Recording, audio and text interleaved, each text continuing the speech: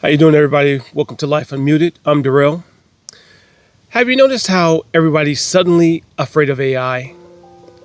Like every other headline is warning us about deepfakes, job loss, surveillance, or the end of humanity as we know it. It's like we're living in a sci-fi movie. Except it's not fiction anymore. But here's the real question I want to ask today. Is AI actually the problem? Or is it the people behind it? Let's talk about it. The fear of AI. Right now, we've got artificial intelligence generating art that looks like it came from a master painter, writing scripts for movies and TV shows, creating music that tops the charts, making decisions in boardrooms that affect millions of lives, and even mimicking people's voices so convincingly you'd swear it was your best friend on the phone. Some folks are excited about all this potential.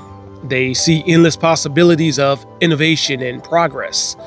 Others are straight up terrified, losing sleep over what it all means for our future. And I get it. AI can sound scary. It's evolving at a breakneck speed, faster than we can keep up. It's increasingly smart, sometimes outpacing human intelligence in specific tasks. And it's unpredictable. We don't always know how it'll behave, what unintended consequences might arise. In the wrong hands, yeah, it can definitely be dangerous, amplifying harm on a massive scale. But let's be real here. It's not AI waking up in the morning and choosing to do evil. It's not AI pulling triggers on weapons, launching wars that devastate countries, or feeding lies to your kids through manipulated media. It's humans. It's us. Flawed, complicated, and often self-serving. Think about it. The same humans who engineered cigarettes to be addictive on purpose, hooking generations for profit. The same humans who've dropped bombs on innocent civilians and then blamed it on policy or national security. The same humans who've taken every major invention throughout history, from the printing press that spreads knowledge, but also propaganda, to the internet that connected the world, but also enabled cyberbullying and misinformation, and used them both for good and evil. So maybe the problem isn't the tool itself. Maybe it's the spirit of the person holding it. The intentions, the ethics, the heart behind the creation and deployment. AI is just the latest in a long line of technologies that reflect our best and worst selves. The mirror we don't want to look at. Here's what nobody is saying out loud. AI is exposing who we really are as a society and as individuals. It's not just mirroring of human capability, showing off what we can build. It's a mirror of human mortality, reflecting back our virtue and our voice without filter. When AI writes hateful messages and spread division online, or create explicit content that exploits and degrades or lies so convincingly it fools experts. It didn't decide to do that on its own. Somebody taught it that behavior. Somebody fed it that data, programmed those algorithms, and set the parameters. And where did that data come from? From us. From our tweets filled with rage and misinformation, our searches that reveal our darkest curiosities, our conversations captured in data sets, entertainment that glorifies violence and deception. AI didn't create the sickness in the world. It just learned how to copy it, amplify it, and distribute it at scale.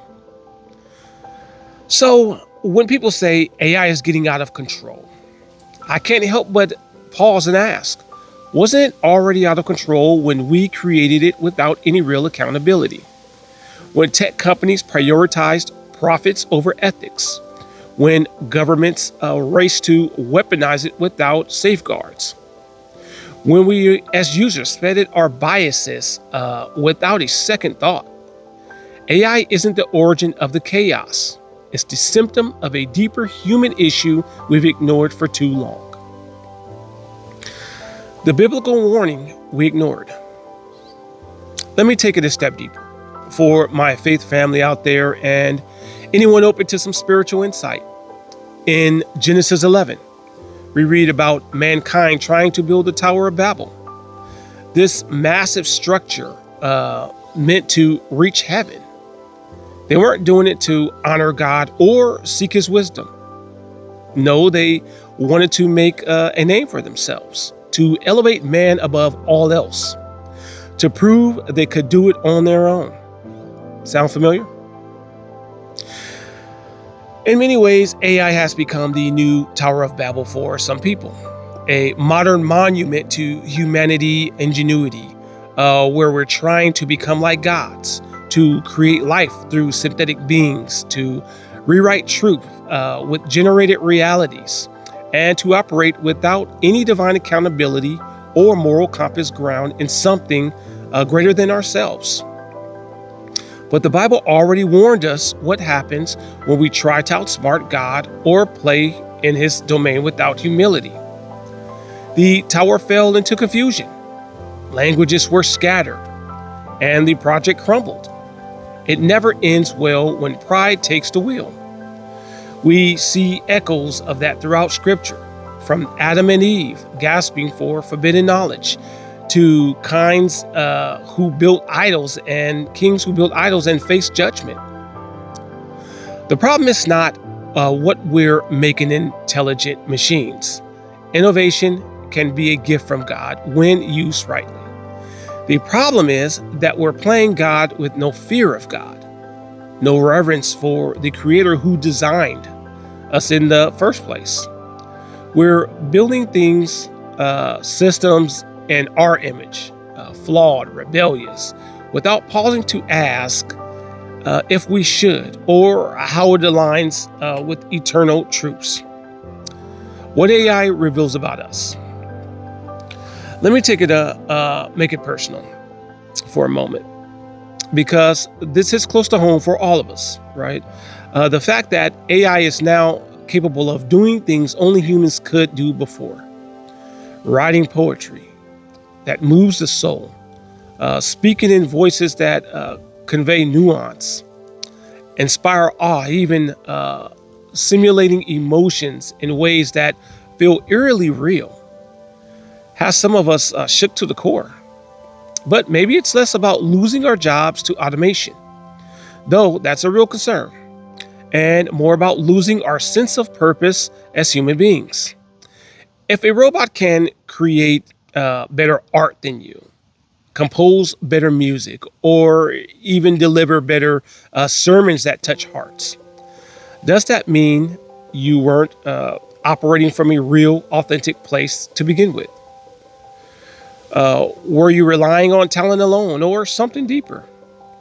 That's the part nobody wants to wrestle with, the uncomfortable truth staring back at us. AI might not be replacing our inherent values or image bearers of God. It might just be revealing where we've gotten lazy in our craft, prideful in our uniqueness, or shallow in what we offer to the world. It forces us to ask, am I creating from a place of genuine inspiration, service, or love? Or was it all surface level, something a machine could replicate because it lacked a soul? In the end, on the spotlight on our priorities, showing us where we've drifted from what makes us truly human. Creativity infused with purpose, empathy rooted in relationship, and work done for a higher calling. So what do we do with AI? So what now? Do we unplug everything, smash the servers, and go live, go live off the grid in the woods like hermits? No, that's not the answer. Technology isn't going anywhere, right? And running from it won't solve the root issues. But we do need to have wisdom to navigate this wisely, separate hype from reality, benefit from risk. And we definitely need spiritual grounding to keep our hearts in check. Because tools like AI don't have morals of their own, but people do, or at least we should.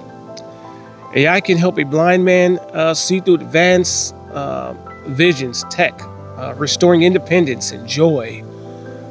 Or it can be used to trick a nation with deepfakes and sow division and chaos.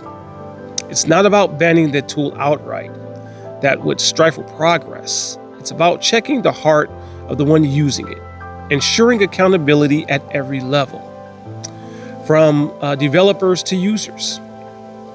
And if we don't deal with the corruption in us first, the greed, the power hunger, the lack of ethics, we'll just find new ways to abuse whatever comes next.